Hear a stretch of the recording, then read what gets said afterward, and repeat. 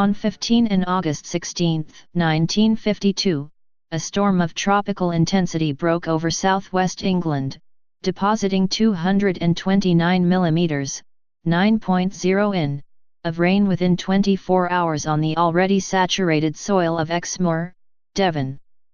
It is thought that a cold front scooped up a thunderstorm, and the orographic effect worsened the storm. Debris-laden floodwaters cascaded down the northern escarpment of the moor, converging upon the village of Lynmouth. In particular, in the upper West Lyn valley, a dam was formed by fallen trees etc., which in due course gave way, sending a huge wave of water and debris down the river.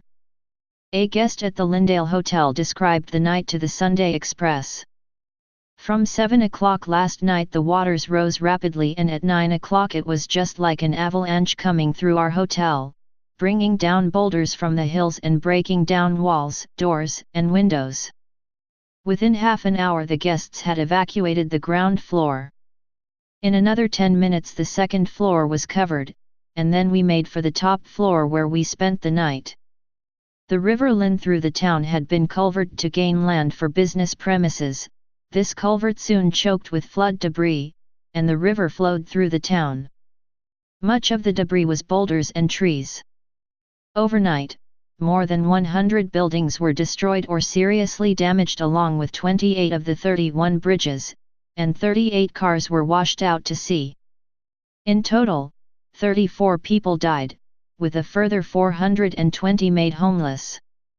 The seawall and Rhenish Tower survived the main flood, but were seriously undermined. The tower collapsed into the river the next day. At the same time, the River Bray at Fillet also flooded, costing the lives of 3 scouts from Manchester who had been camping alongside the river. Cause. The root cause of the flood was heavy rainfall associated with a low-pressure area that had formed over the Atlantic Ocean some days earlier. As the low passed the British Isles, it manifested as a weather front which caused exceptionally heavy rainfall, the effect of which was intensified because the rain fell on already waterlogged land. The effect was further exacerbated over Exmoor by an orographic effect. The lack of satellite data in 1952 meant the weather could not be forecast as reliably as it can be today. Similar floods had been recorded at Lynmouth in 1607 and 1796. After the 1952 disaster, Lynmouth village was rebuilt, including diverting the river around the village. The small group of houses on the bank of the East Lyn River called Middleham between Lynmouth and Watersmeet was destroyed and never rebuilt. Today, there stands a memorial garden.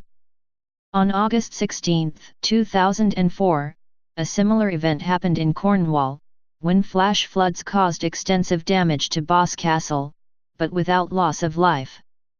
The hydrological setting of these two villages is very similar.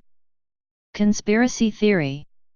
A conspiracy theory has circulated that the flood was caused by secret cloud seeding experiments carried out by the Royal Air Force, RAF.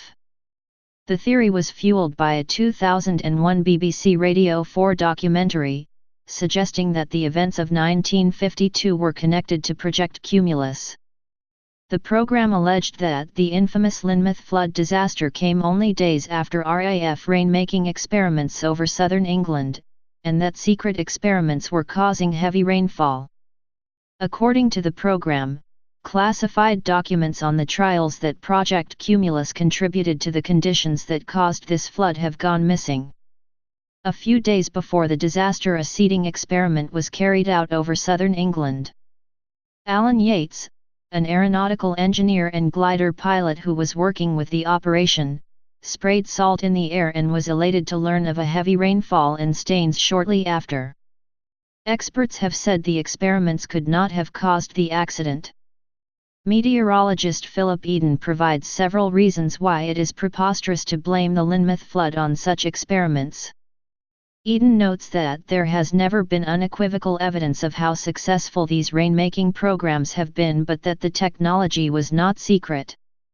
According to Eden, rainmaking experiments were talked about all over the place in the early 1950s, and that the Royal Meteorological Society's popular magazine, Weather, devoted a whole issue to the subject in July 1952, just a month before the Lynmouth disaster.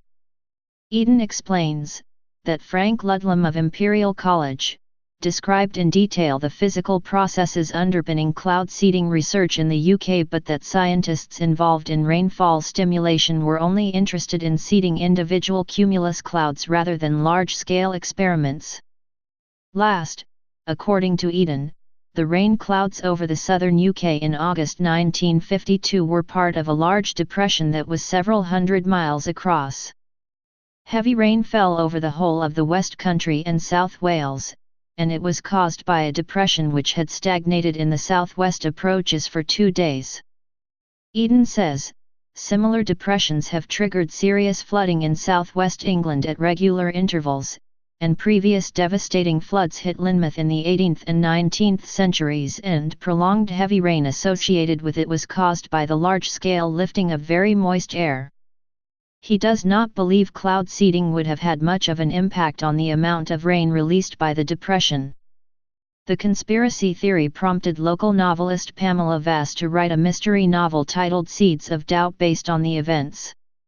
Vass commented, "I'm a sucker for a mystery, and I think we all do get really absorbed by conspiracy theories and the idea that information is being withheld from us."